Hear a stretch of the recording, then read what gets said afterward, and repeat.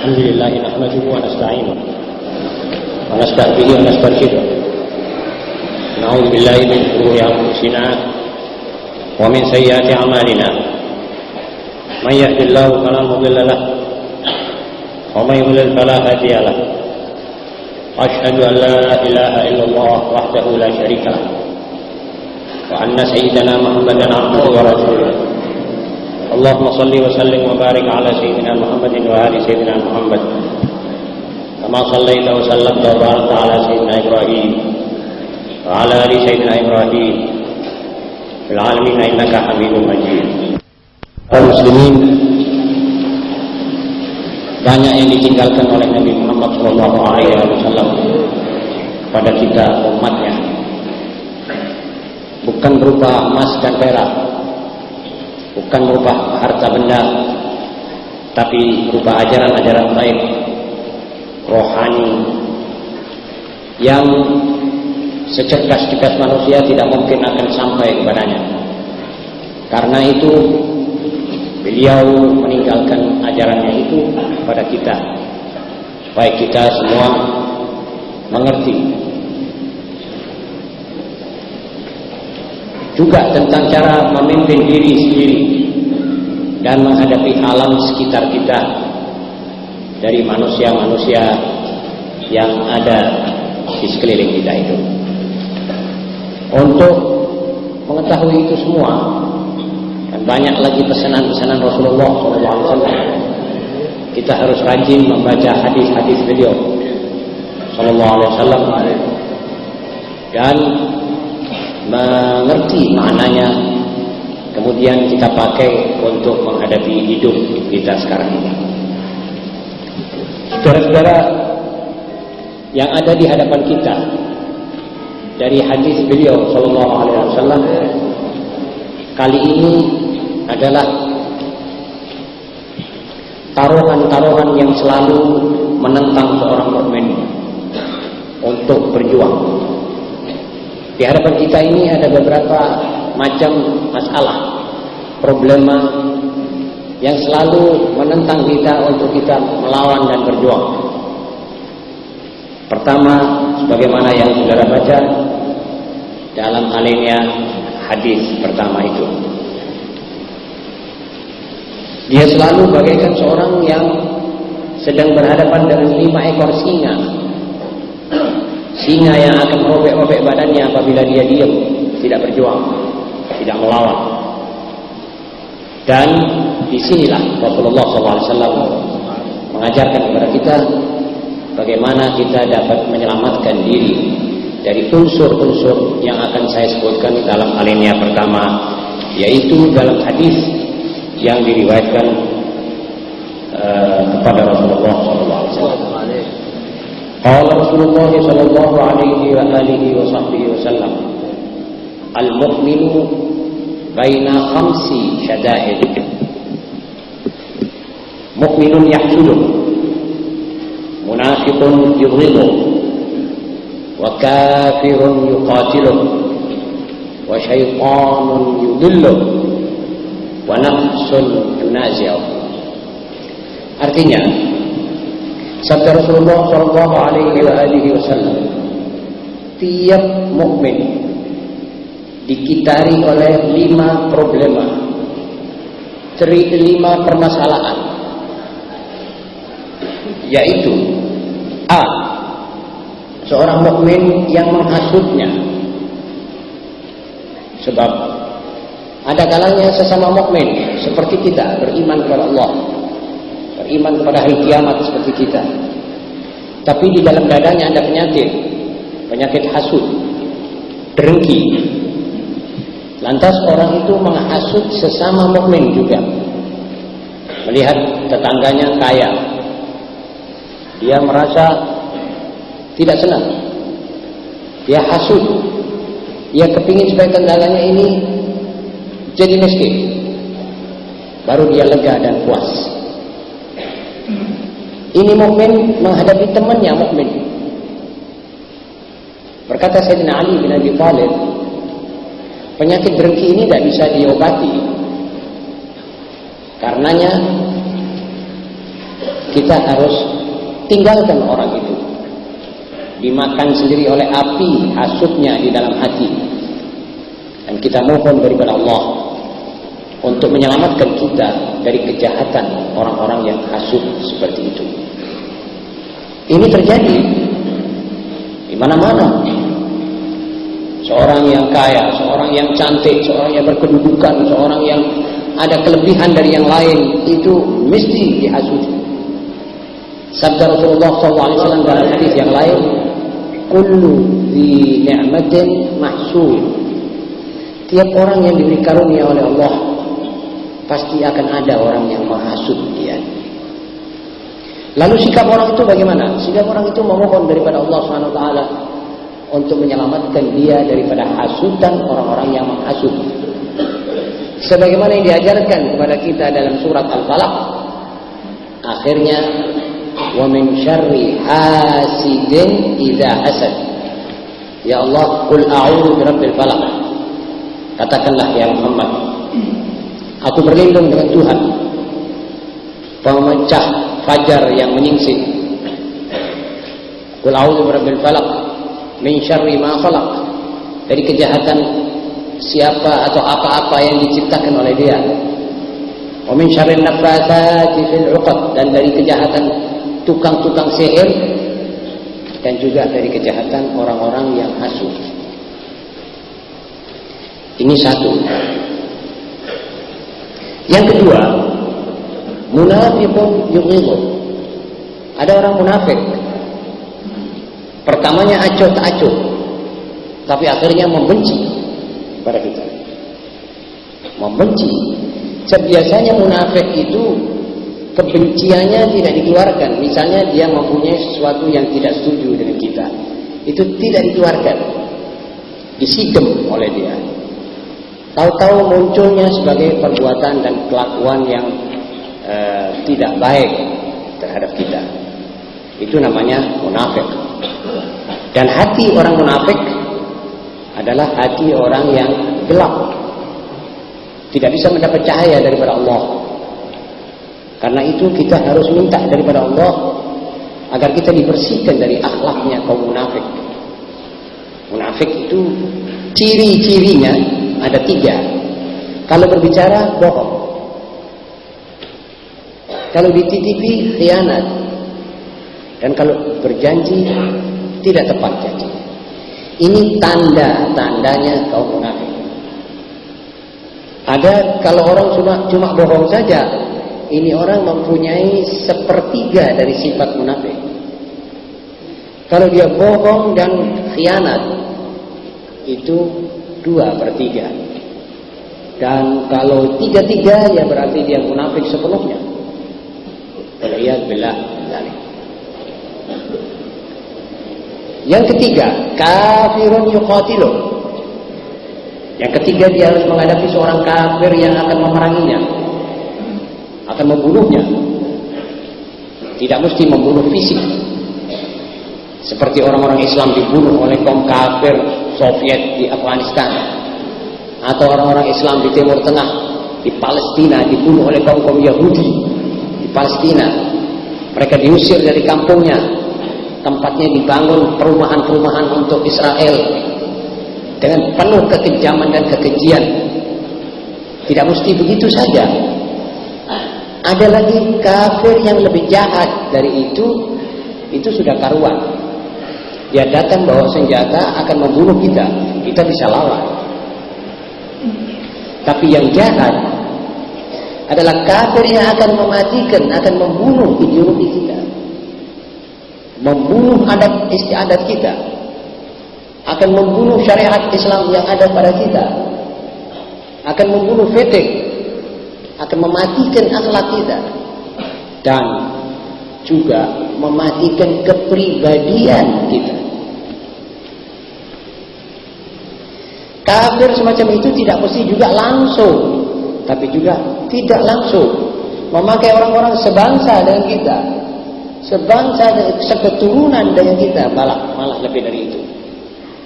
Saudara-saudara, ini maksud Rasulullah SAW. Kaum muslimin, bersedia-sedialah kamu. sedia dalam bidang ideologi, yang waspada, yang mengerti. Karena itu tiap manusia yang minta supaya saudara-saudara tidak mengerti politik, tiap orang yang minta supaya saudara tidak dekat sama politik, itu orang musuh, saudara. Itu orang akan membunuh, saudara. Itu orang akan mempolitiki, saudara. Jelas. Bagaimana tidak? Sekarang seperti di Kairo, pemuda-pemuda muslim di sana tidak boleh berpolitik. Kampus-kampus mereka ditutup oleh Sadat, tidak boleh dekat-dekat masalah politik. Kalau generasi muda yang bakal mewarisi itu Mesir tidak dibenarkan berpolitik, tidak mengetahui lor kidul, tidak mengerti suasana, lalu kalau Sadat tumpes, siapa yang mengganti itu negara? Siapa yang mewarisi? Ini ndek-ndekan saja kan sudah tahu bahwa Sadat ini bergerak, bertindak atas anjuran Amerika dan Israel serta CIA. So, pemuda bisa mati. Kalau pemuda dilarang politik, dianjurkan untuk desko, dilarang politik, dikumpulkan muda-mudi lebih banyak, itu berarti tidak sayang pada pemuda bangsanya. Kalau pemuda dilarang politik, lalu dibukakan meja-meja biliar sebanyak-banyaknya, kasino sebanyak-banyaknya, ini pemerintah pasti musuh pada pemudanya sendiri. Tidak tahu apa maksudnya, tetapi sudah jelas ini tafsirannya begitu. Kalau bioskop dibuka, agama tidak dimasukkan dalam sekolah, ini berarti menumpaskan ideologi dan agama. Kita akui atau kita ungkiri. Dan di mana-mana dunia Islam sekarang maju ke situ. Ulama tidak bisa berbuat apa-apa. Ulama tidak bisa menutup tempat-tempat maksiat. Kalau ulama yang menutup tempat maksiat, lain adonan nanti. Lain macam, tapi pemerintah bisa menutup. Kalau pemerintah mau, satu tanda tangan saja dari bupati atau dari seorang penguasa mengatakan tutup semua tempat maksiat supaya pemuda selamat akidahnya, selamat ideologinya, selamat kepribadian dan kebangsaannya. Itu bisa saja. Juga di Syria, juga di Damaskus, di Libanon. Ini Libanon hancur sudah karena pemudanya sudah rapuh. Seperti saya sering ucapkan, maaf, loyo, sudah tidak bisa bertahan. Dilanda oleh tank-tank Israel, menyerah saja. Pokok di sininya ada pil penidur buat dia, ada obat tidur, ada obat bius, sudah dia diram. Ini namanya tadinya dirusak. Dan Timur Tengah itu sebetulnya contoh yang paling baik buat kemajuan akhlak. Zaman mereka masih menggunakan Islam. Akhlak yang seperti saya katakan, 3 orang dalam medan perang, 3 jatuh luka-luka parah, 3 haus. Datang orang yang membawa air, dengan jujur dia bilang, saya jatuh yang nomor 2. Itu. Coba, ini akhlak. Ini moral. Ini moral agama. Tidak bisa sudah temukan ini kalau tidak orang agamis. Kalau orang sekular tidak akan mempunyai aku di sini. Entek no kabeh, pengen ikungkuk gampang balik no maneh. Egois. Seorang sekular mesti dia egois.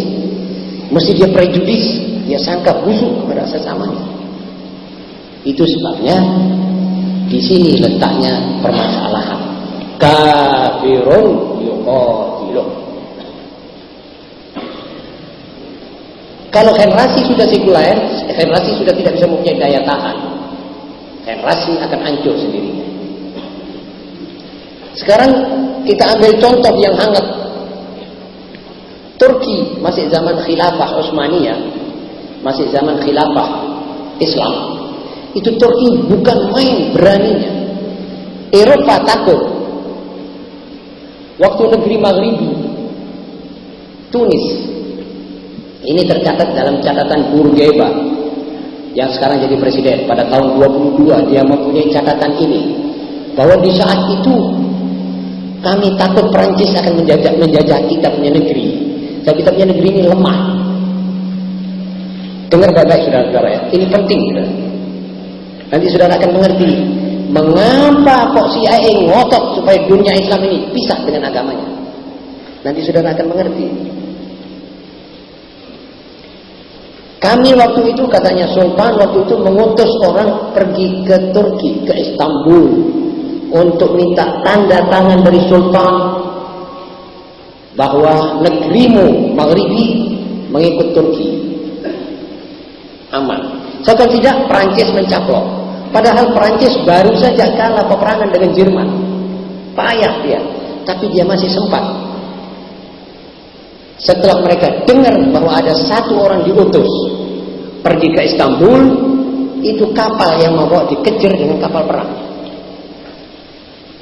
Dengan kuasanya Allah sampai Selat Dardanel dan nututi, ini orang sudah masuk ke Istanbul dan sudah mendapat tanda tangan bahwa negeri Tunisia di bawah naungan bendera Turki, dan Prancis tidak berani mendekat sendiri.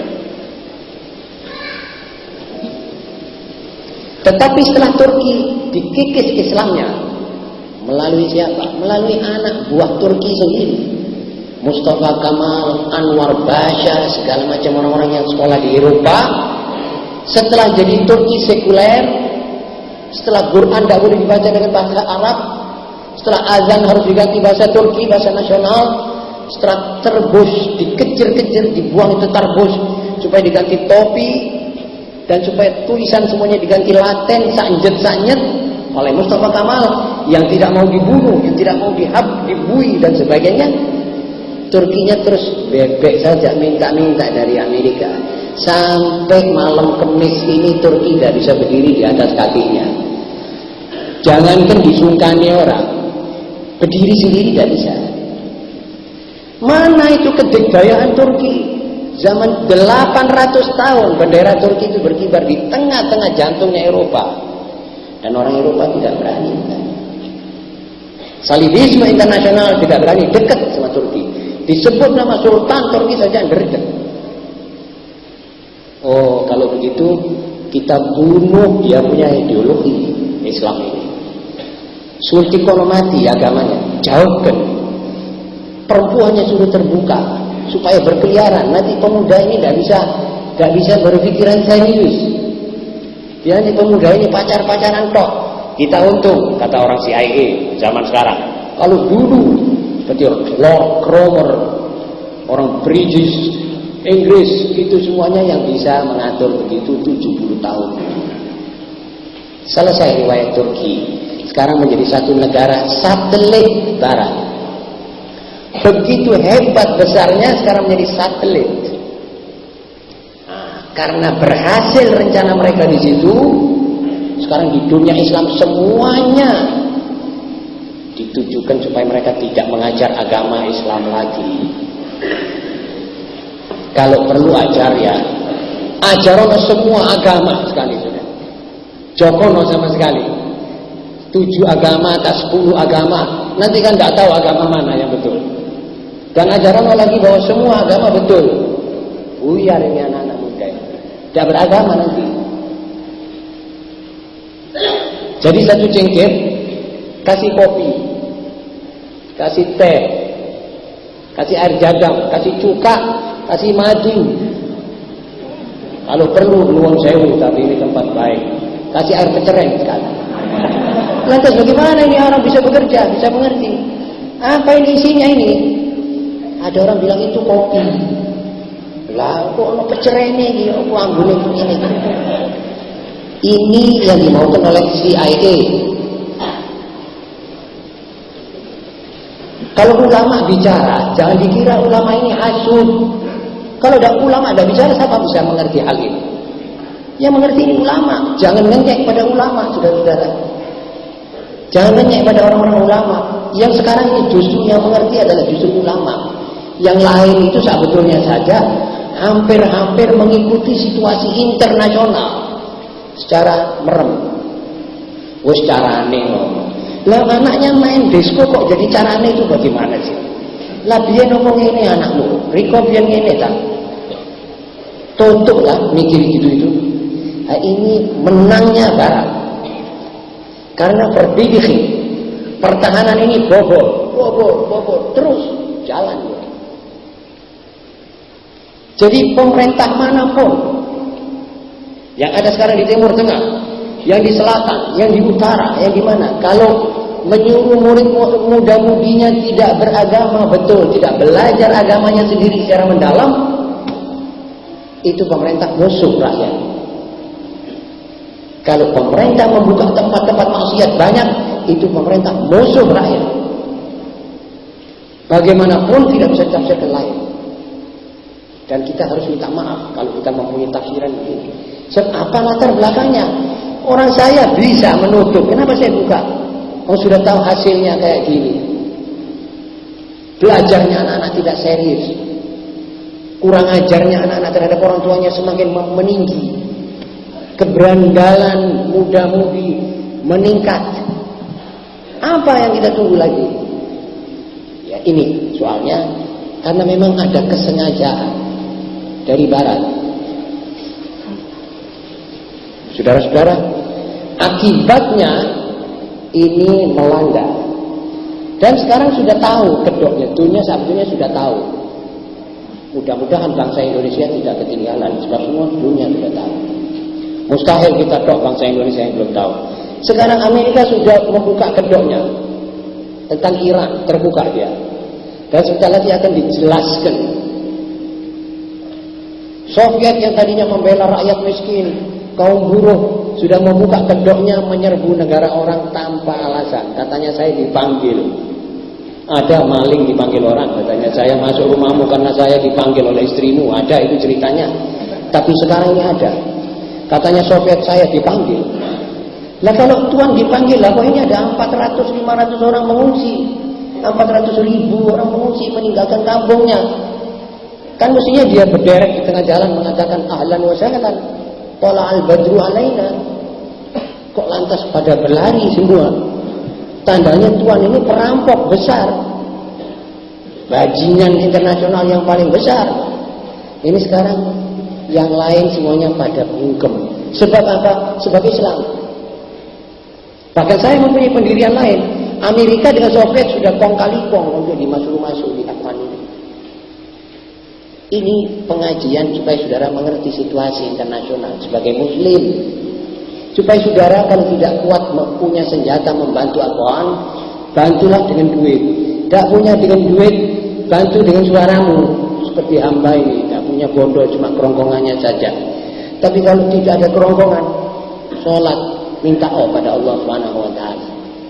Sebab agama Nabi Muhammad SAW mengajarkan setiap sejengkal tanah yang di atasnya tanah itu ada 2 kaki Muslim berdiri di atasnya mengucapkan asyhadu an la ilaha illallah wa anna Muhammadar Rasulullah, maka sejengkal tanah itu adalah tanah airmu juga. Di ujungnya Afrika, iya, walaupun di ujungnya Afrika, di pucuknya Eskimo, walau saudara wajib memerdekakan itu tanah air apabila diserbu orang. Apalagi Afghanistan, itu tonggonya Iran. Masalahnya tidak sulit untuk ditebak. Yang dikejar oleh Amerika dan Soviet ini Islamnya Timur Tengah. Ada orang bilang, iya Timur Tengah itu kaya, ada bensin. Dulu sebelum bensin, lah kok dikejar, dimusuhi. Penjajahan tahun 1800 masih ada bensin? Belum. Ada Islam. Islam sudah 1400 tahun di situ. Islam ini dikikis pelan-pelan dan berhasil. Waktu mereka berhasil, itu orang-orang Arab semuanya itu keok sudah, seperti orang mengangkat tangan sudah dakwah. Sebab apa? Islamnya sudah tidak ada. Nah sekarang di Mesir, anak-anak pemuda di sana, kalau belajar ilmu eksakta saja.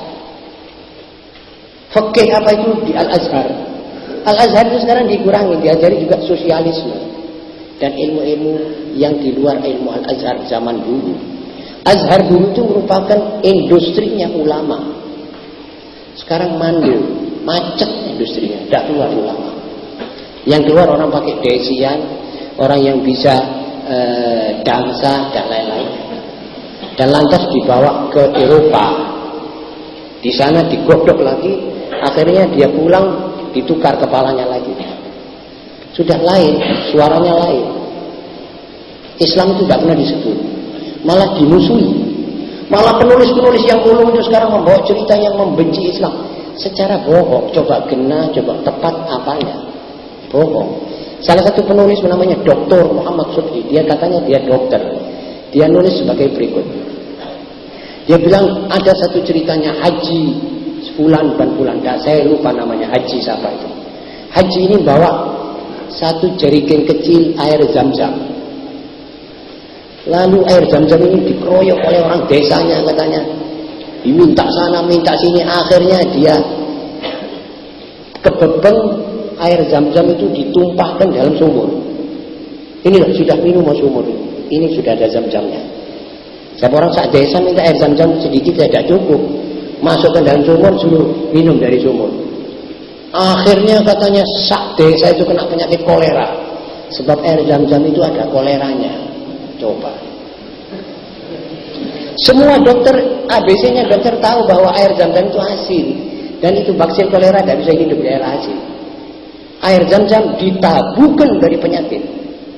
Dan kita boleh challenge pada dokter saat dunia semua. Tidak mungkin dalam air zam-zam ada vaksin. Kalau Rasulullah SAW bersabda, "Ma'u zam-zam lima syuribalah," tidak mungkin itu mengandung vaksin. Setelah peristiwa Jaimah yang merubah Masjidil Haram tanggal 1 Muharram ini, itu Masjid Zam-Zam banyak bangkainya manusia. Akhirnya dibersihkan semua, dilihat airnya jernih, tidak ada mengandung penyakit apa. Maka ini dia membawa ini. Yang dipukul ini sebetulnya orang jangan pergi haji. Yang dinyek ini air Zam-Zam ini. Sebab dia baru datang dari Eropa, dari Switzerland, sekolah di Perancis, di Sorbonne. Dia kira kalau sudah kembali dari sana pakai desi, dia boleh atau berhak ngenyek agama Islam sebagaimana dosen-dosennya di sana. Jadi masalahnya saudara, wa kafirun yuqatilun, ini sekarang kita alami letterlek harfian. Jadi kita mesti hati-hati, mesti bisa ngelesi ini, ngendai ini semua kita mesti bisa. Dan kalau saudara sekarang dengar saudara-saudara ya, kalau saudara hari ini karena satu dan lain hal tidak bisa menerapkan ajaran Islam pada negara, saudara tidak dibebaskan oleh Allah Subhanahu wa taala untuk menjalankan ajaran Islam pada diri saudara sendiri. Betul saudara? Apa saudara bebas? Boleh sholat, boleh tidak? Harus saudara jalankan syariat Islam pada diri sendiri. Saudara sudah menganut Islam. Saudara sudah ikrar, inna sholati wa nusuki wa mahyaya wa mamati. Jangan tanggung-tanggung. Jangan sungkan-sungkan. Ini masalah prinsipal. Antara masalah saudara dengan Allah, antara saudara dengan Nabi Muhammad SAW. Jangan terlalu menjauh dengan Nabi Muhammad SAW. Persoalan-persoalan tetek bengek antara kita harus kita buang sama sekali. Kalau perlu kita masukkan di rak dulu, kita tinggalkan dulu satu tempat. Jangan diusik-usik. Yang penting kita sama Allah. Yang penting kita dengan Rasulullah SAW. Yang keempat, wa syaitanun yudillu. Yang keempat, syaitan yang akan menyesatkannya. Ya sudah jelas, kita ini selamanya dikejar oleh setan. Sampai dalam hadis yang sahih, setan itu malah masuk di dalam tubuh kita. Kalau itu makhluk sudah luar biasa bencinya sama kita. Dia masuk dalam tubuh kita. Menurut hadis yang sahih, inna syaitana la yajri min ibni Adam majrad dam. Itu syaitan katanya berjalan di dalam tubuh Ibn Adam menurut saluran-saluran dan pembuluh-pembuluh darah. Maka persempitlah jalannya, kata Rasulullah SAW. Salah satu sahabat tanya, dengan apa ya Rasulullah kita bisa persempit jalannya setan di pembuluh-pembuluh darah kita itu? Jawab Rasulullah SAW, dengan puasa. Karena itu puasalah Senin Kemis. Berarti saudara puasa 8 hari dalam 1 bulan. 8 kali 12 berarti 92 hari.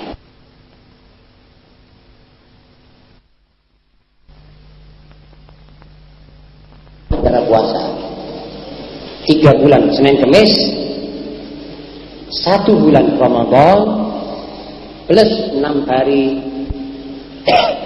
sesudah Syawal, maka saudara berpuasa 1/3 tahun, 4 bulan kurang lebih. Dan saudara sehat.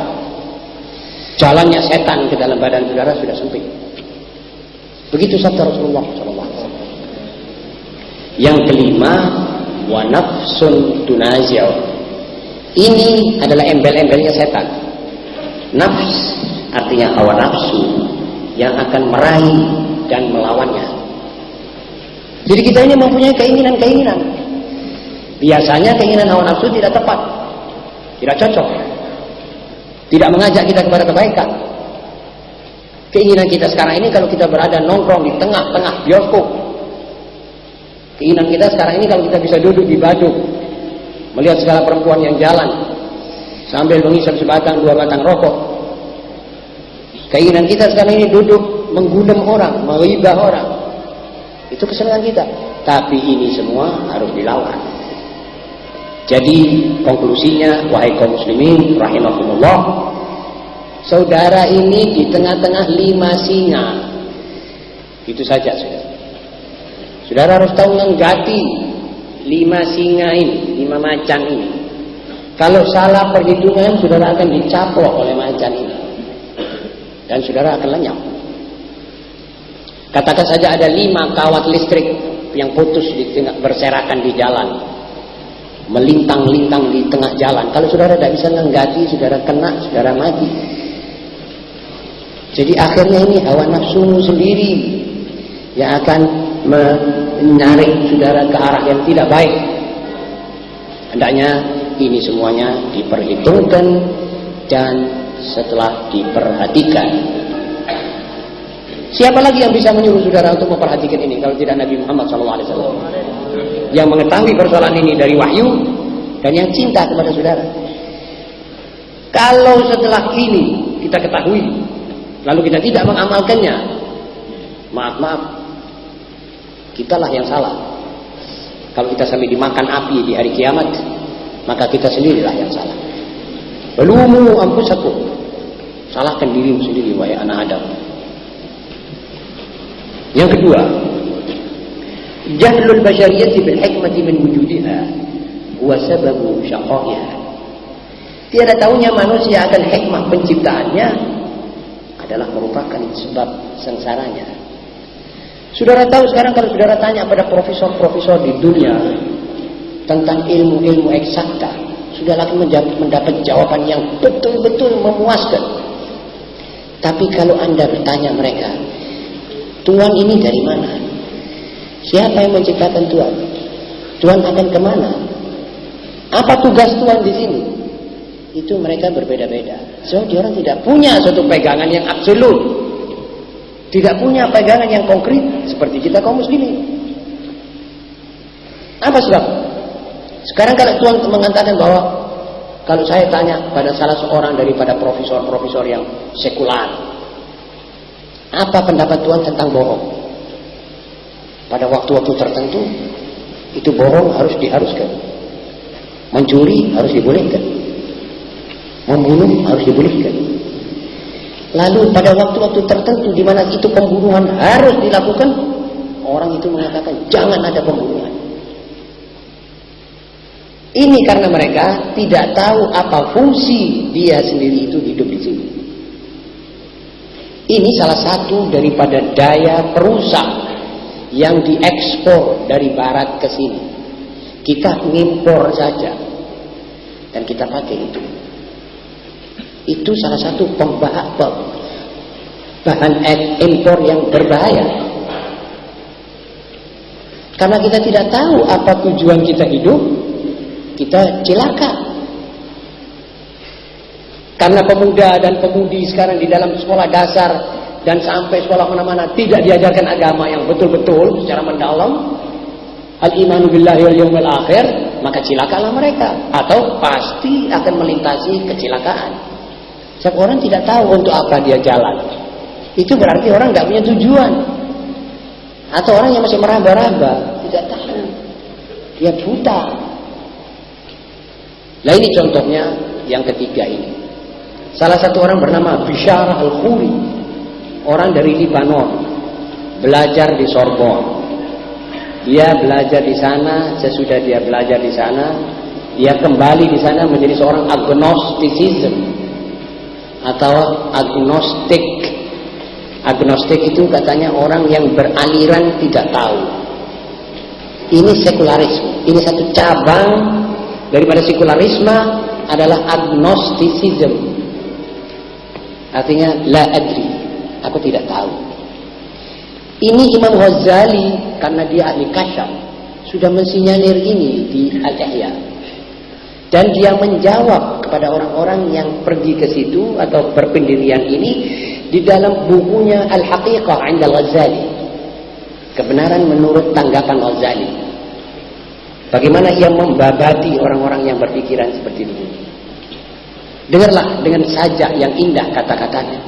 Dan yang mempesonakan banyak pemuda di Libanon dan Syria waktu itu. Ini sudah setengah abad umurnya saja ini. Saya turunkan hari ini supaya merupakan satu contoh manusia yang belajar dari barat. Memang diambil rohnya agama itu diambil. Sehingga dia datang pakai selontongan saja. Agama kerangka. Tapi dia tidak beragama. Seperti mana juga mereka. Saudara-saudara, ia berkata demikian. Jitu la a'lamu min aina walakinni ataitu. Walaqad absartu amami tariqan famashaitu. Wa sa'abqa sa'iran in syi'tu hadha am abaitu. Kaifa jitu? Kaifa absartu tariqi? Lastu adri. Wa limadha lastu adri? Lastu adri. Artinya aku datang entah dari mana, namun jelas aku telah datang. Lalu ku melihat sebuah jalan di hadapanku.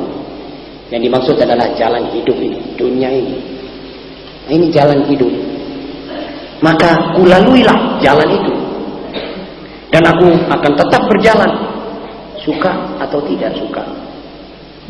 Bagaimana aku datang? Bagaimana aku lihat jalan itu? Aku tidak tahu. Dan mengapa aku tidak tahu? Tidak tahu.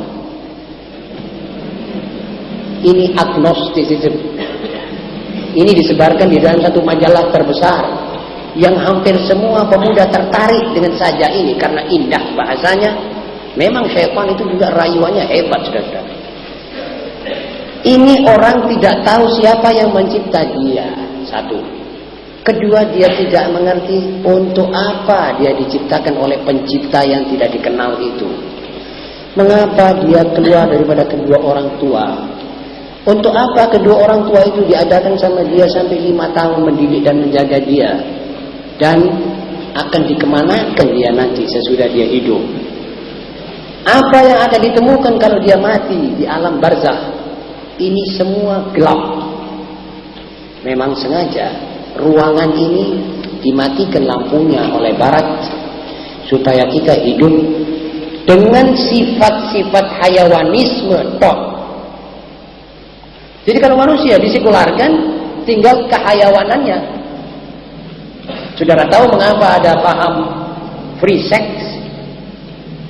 Atau yang dikatakan dengan bahasa Arab, maaf-maaf di tempat yang mulia dan suci, al-farjul mubah. Apa sebab? Sebab karena agama sudah tidak ada. Jadi orang boleh kawin sama kakaknya, orang boleh kawin sama ibunya, mubah. Mubah, tidak ada larangan, tidak ada halangan. Itulah sistem dasar suka sama suka, wilayah tengah. Itu asal mulanya agnosticism, tidak mengerti. Lah kalau anak kecil tidak dikasih tahu, Allahu Rabbi wa Muhammadun Nabiyyi wal muslimuna ikhwani, kamu akan mati nanti habis ini. Kalau kamu mati akan ditanya amalmu. Kalau kamu mencuri harus kamu cari orang yang kau curi barangnya, kau kembalikan kepadanya di hari kiamat. Dan seterusnya dan seterusnya. Maka anak ini akan hidup dengan kehayawanannya tok. Sebab pintu roh ditutup. Ini anak hidup tanpa roh. Kalau dia berkuasa akan menjadi super bajingan. Nuwun sewu. Ya korupsi, dia ngenteni apa lagi? Mumpung aku sih dadi ngene. Lah mengko aku nek mutasi lah piye? Pas entuk apa? Dia akan menjadi kesempatan dan kesempatan. Sebab agnostisisme dia tidak tahu. Siapa yang salah ini? Kedua orang tua. Kenapa dia salah? Karena penguasa di tempatnya menyuruh dia tidak menyekolahkan anaknya begitu. Lantas kita bertanya, apakah umat Islam wajib taat pada peraturan begitu? Tidak. Haram kita turut itu. Kita harus ajar kita punya anak untuk menjadi anak yang soleh, anak yang mengerti apa dan dari mana dia datang, untuk apa dia dihidupkan. Kalau dia berbuat baik dapat apa? Kalau dia berbuat jahat dapat apa? Dan seterusnya dan seterusnya. Ini alif baktaknya hidup, saudara-saudara. Ini normalisasinya manusia mau jalan di bola bumi punyanya Allah ini. Kalau kita mau jalan dengan normal dan selamat. Nah kalau tidak ada begini dan semakin banyak orang yang tidak melakukan ini, berarti tawurannya manusia ini semakin banyak. Salah satu orang bawa cerita utang bekas sekretaris jenderal PBB waktu memperingati hari ulang tahun PBB ke-26. Dia menyebut ada beberapa kesulitan, antara lain tawuran di sana sini, culik menculik, bunuh membunuh, garong menggarong, dan seterusnya. Kedua, jurang perbedaan antara si miskin dan si kaya. Negara-negara super yang mau menjajah terus. Bab-bab seperti ini, kata Utan, tidak bisa diatasi oleh PBB. Kalau dia mau menjelaskan tapi dia tidak menjelaskan secetok, dia bilang PBB dalam persoalan ini atau dalam menangani persoalan-persoalan seperti ini gagal. Dan sampai sekarang gagal. Kalau Utan mau lebih jujur lagi, akan mengatakan demikian, bahwa PBB ini hanya dipakai berkhidmat untuk dua raksasa ini.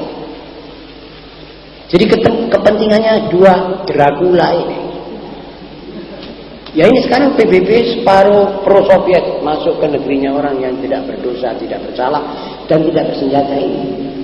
Oh ya itu memang itu sudah seharusnya, sebab itu mengatur negerinya, mengatur dan dipanggil. Yang sana bilang tidak. Dan ada pura-pura sandiwaraan. Nanti Olimpiamu saya boikot. Saya anggap itu semuanya permainan, sandiwara orang-orang besar mau mencaplok negara-negara minyak dan negara-negara yang di Timur Tengah yang prinsip mempunyai daya kekuatan Islam. Ini pokoknya. Tadinya Syekh Sayyid Jamaluddin Al-Afghani pada akhir abad ke-18 19 dengan siapa namanya Muhammad Ali Jinnah mempunyai ide 4 negara ajam yang bukan Arab, Turki, Pakistan, Iran, dan Afghanistan. Ini akan digabungkan menjadi satu negara Islam yang kuat. Kira-kira 100 tahun dulu ini ide menyala padam lagi, menyala padam lagi. Sesudah revolusi Iran kelihatan menyala. Dan Barat cemburu. Pura-pura bertemu Brezhnev dengan Carter tentang Salt kedua, Salt ketiga, dan semuanya itu adalah kamuflase. Itu betulnya dibicarakan masalah ini. Apalagi setelah Amerika kena Sandra ini. Nanti dia, jadi ini negara yang merupakan satu rentetan negara besar Islam ini digunting oleh Soviet dari tengah. Dia masuk di tengah-tengahnya. Tapi sebenarnya saudara-saudara, kita harus ingat, walaupun ini menyedihkan, tapi ini ada hikmahnya. Kok Soviet itu memilih lebih dulu Afghanistan? Coba memilih Mesir itu kan habis Mesir. Tidak akan ada orang mengangkat bedil. Saya sudah luyu semuanya, sudah agamanya tidak ada, akhlaknya tidak ada. Tapi ini bangsa Afghanistan, termasuk bangsa ahli perang. Saudara tahu, dia orang bilang kita akan mati syahid. Dia orang teriakkan takbir dan sambil sumpah bahwa negeri kami ini akan menjadi kuburannya tentara 100.000-nya Soviet ini. Bersumpah mereka. Saudara tahu bangsa itu mempunyai sejarah. Apalagi suku-suku yang bernama suku Pathan. Itu singa itu, saudara. Jadi Soviet ini seperti mau ngeremet mulutnya macan. Ya biar dia kena gigit sekarang. Saudara tahu dalam berapa minggu ini sudah mati 6.000 Soviet. Jadi di telaga ini dipilih waktu malam. Itu bangsa mau mati, makanya dapat hidup. Mesir, Syria, apa semua ini membebek ke Soviet dan satu ke Amerika. Ini mau hidup, akhirnya dapat mati. Mati. Semua dunia mengatakan, daripada jadi bangsa seperti Mesir, lebih baik mati semuanya di bawah tanah. Bangsa rongsokan tidak mau perang itu Israel diakoni, dan akhirnya lawan yang masih Baitul Maqdis baru diobong sama lawannya. Kok bisa rangkul-rangkulan sama lawan ini? Perasaan orang apa ini? Mati pikirannya. Wa kabirun yuqatilun. Nah ini mati dia. Saudara-saudara, kita hendaknya mengerti. Mengerti saja tidak cukup, kita mengamalkan. Dan kali ini kita semuanya paham bahwa Islam itu masih dikejar oleh lawannya Islam, oleh syaitan dan anak buahnya syaitan. Dan Islam tidak akan hancur dengan perlawanan mereka. Walaupun umatnya ini tidak membela, nanti Allah akan membawa umat lain yang akan berjuang. Tidak seperti kita. Wa sadaqallahul azim wa in tatawallaw yastabdil qauman ghairakum tsumma la yakunu amsalakum. Karena itu ketahuilah bahwa sekularisme, ngototnya beberapa orang dari pemerintahan negara-negara yang penduduknya besar Islam di Timur Tengah maupun di mana-mana adalah perbuatan CIA dan Yahudi. Maksudnya jelas bagaimana saya terangkan tadi. Kalau kita teledor, kita lenyap. Kita wajib mengamalkan agama kita. Agama kita untuk diri kita, untuk anak kita, dan untuk istri, untuk keluarga dan rumah tangga kita. Wajib tanpa reserve. So kita tidak boleh reservir Allah Ta'ala. Kok tidak malu kita? Rezeki dari dia, makan dari dia, umur di tangan dia, kesehatan di tangan dia, semua di tangan dia, lalu kita mau kita reservir dia. Ini kita tidak tahu budi. Saudara-saudara yang terhormat, ini diktat yang ke-7. Mudah-mudahan kita semua mendapat maslahat dan manfaat daripadanya. Dan mudah-mudahan saudara mengerti maksud dari tafsiran-tafsiran saya tadi tidak disalahgunakan. Aku qouli hadza wa astaghfirullahal azim li wa lakum wa lisairil muslimin wal muslimat wal mu'minin wal mu'minat. Astaghfiruhu min kulli dzamb innahu huwal ghafurur rahim. Apa ada pertanyaan, saudara? Kalau ya. Keterangan dari Ustaz tentang menyinggung sedikit tentang kebangkitan dunia Islam. Saya ingin mengajukan satu pertanyaan. Bagaimana penilaian Ustaz tentang kebangkitan dunia Islam di saat-saat ini? Seandainya umpamanya dunia Islam itu dia bangkit, kemudian mendapat satu pukulan di Afghanistan, apa hikmahnya dan kemudian efek-efeknya? Tidak mungkin bisa dikatakan sedikit. Nah, saudara kecil yang terhormat, memang pukulan kepada saudara-saudara kita kaum muslimin di Afghanistan ini ada hikmahnya. Ada kalanya kita akan dibangkitkan oleh Allah dengan pukulan dulu, seperti emas di dalam tanah.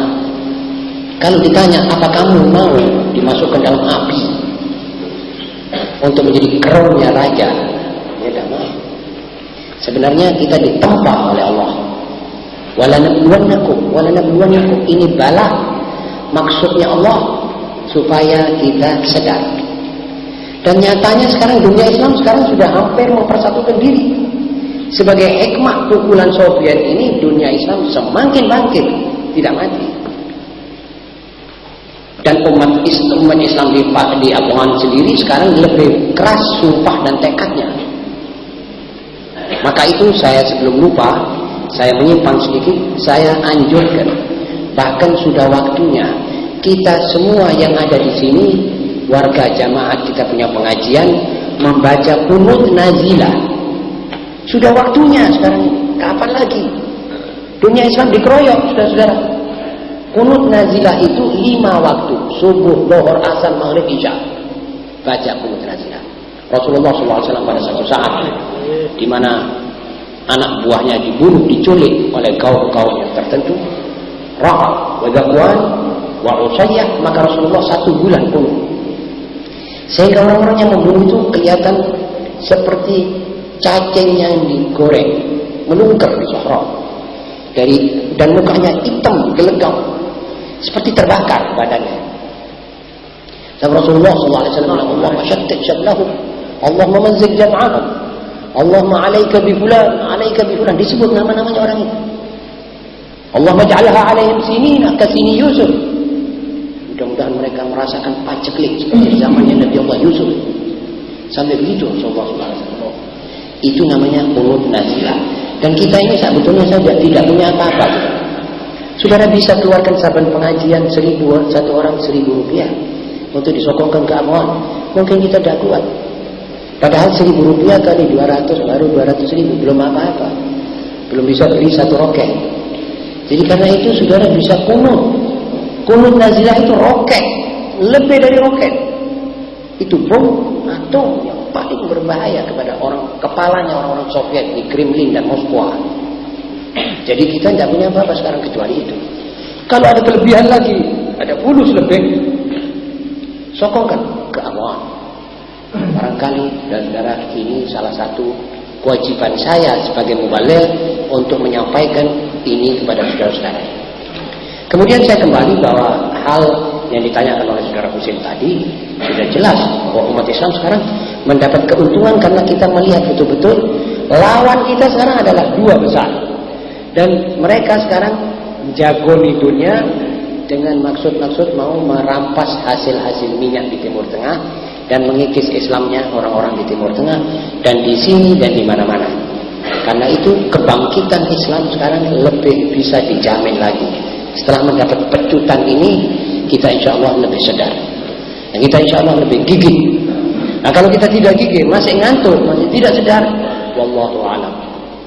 Ya, barangkali berat untuk menyadarkan lagi setelah dunia Islam di satu Baitul Maqdis dirampas oleh Yahudi dan dibakar. Ini melanggar segala hukum manusia dan kemanusiaan. Itu pun tidak ada satu negara besar yang memprotes. Pura-pura tidak tahu. Kalau Vietnam ribut minta supaya umat Islam, umat dunia menampung Vietnam, dan pengungsi-pengungsi Vietnam yang berserakan di lautan seperti sekarang ini. Tapi kalau pengungsi kaum muslimin dari Afghan, ya ditawari bantuan Pakistan, tapi Pakistan tidak mau sebab ada janji-janji yang mengikat. Saudara-saudara, yang penting adalah kita sedang bersalam. Jadi jelas saudara Husin bahwa kita hikmahnya sekarang umat Islam semakin bangkit dan semakin mengetahui lawannya, dan semakin ada sifat solidaritas Islam Asia Afrika dan seluruh dunia Islam sekarang. Sampai dalam pertemuan di Islamabad ini ada putus-putusan yang hebat, antara lain pasaran bersama Islam sudah mulai dianjurkan, dan PBB Islam sudah mulai dianjurkan. Kita pernah bicarakan di sini kira-kira 7 bulan yang lalu kalau saya tidak lupa tentang PBB Islam dan pasaran bersama. Itu sekarang sudah mulai dibicarakan secara serius. Itu ada hikmah. Jadi insya Allah Ta'ala, dan yang akan datang lebih lagi menyusul kita untuk lebih syukur kepada Allah. Karena kita cuma diminta untuk menyumbang duit kalau punya, atau minta nak penuh saja sekuatnya. Sekian. Silakan. Setelah kita sama-sama mendengarkan apa yang diterangkan oleh Ustaz, pikiran saya terlintas tadi pada pendudukan Masjidil Haram. Yang ingin saya tanyakan, pendudukan Masjidil Haram dengan kebangkitan dunia Islam, efek-efeknya yang mungkin bisa terangkan kepada kita. Soalnya saya pernah membaca dalam salah satu majalah bahwa ternyata pemerintah Saudi Arabia membohongi masyarakat. Mereka waktu menduduki Masjidil Haram, setelah saya juga bertanya kepada beberapa jemaah haji di Samarinda, kebetulan saya baru di Samarinda, itu mereka ceritakan bahwa tidak pernah mereka mengumumkan adanya Imam Mahdi, bahwa seorang tokoh itu dia adalah Imam Mahdi, tidak, tapi justru mereka membuat persiapan untuk menyambut Imam Mahdi. Apakah ini adalah latar belakang politik dan bagaimana hubungannya dengan kebangkitan dunia Islam? Yang saya dengar dalam soal ini memang simpang siur juga. Ada orang yang mengatakan salah satu dari pemain yang menyandra atau yang mengacau di Masjidil Haram itu bernama Mahdi. Bukan dia mengaku Imam Mahdi, tapi bernama Mahdi. Yang sudah jelas itu adalah kebangkitan Wahabi kembali secara drastis. Jadi mereka itu orang-orang yang ekstremis, menganggap bahwa pemerintah Saudi yang tadinya itu diliputi oleh paham Wahabi sudah terlalu luntur, tidak ekstrim lagi. Sudah membiarkan orang-orang yang mauludan kembali mauludan lagi, yang TV, radio dibuka semua di mana-mana. Itu mereka sebetulnya lama tidak puas, tapi mereka mendendam itu. Akhirnya itu diledakkan berupa perbuatan sebagaimana yang kita dengar itu. Orang banyak mengatakan tuan-tuan boleh mengkritik dan boleh menegur pemerintah tuan, tetapi tempat yang tuan pilih salah. Itu tempat umat Islam sedunia. Itu tempat yang paling suci. Dia orang bilang kalau tidak kita pakai tempat ini, kita tidak bisa menarik perhatian dunia.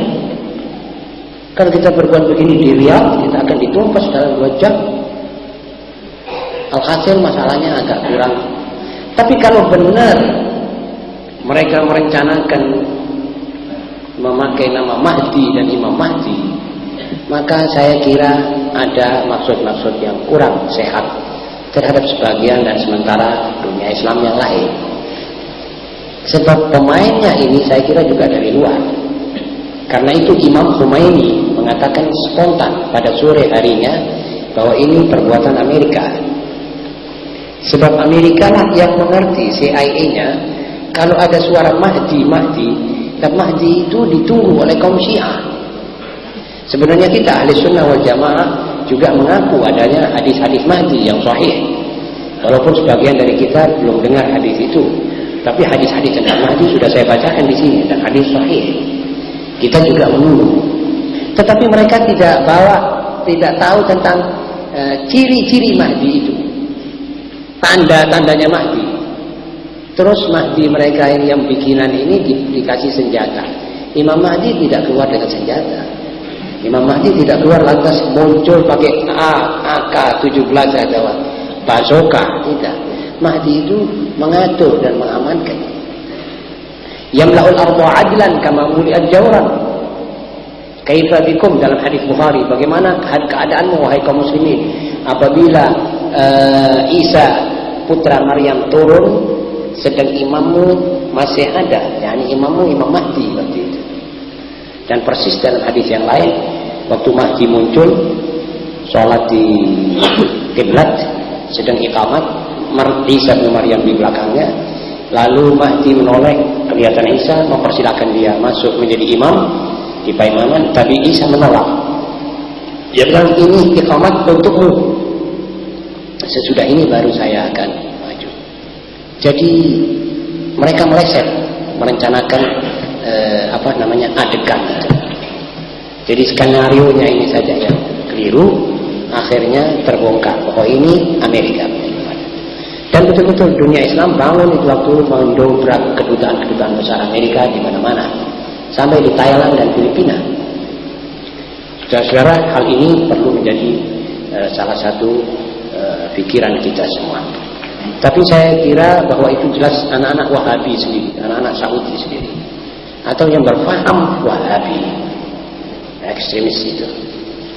Ya mudah-mudahan hal itu tidak sampai terulang lagi.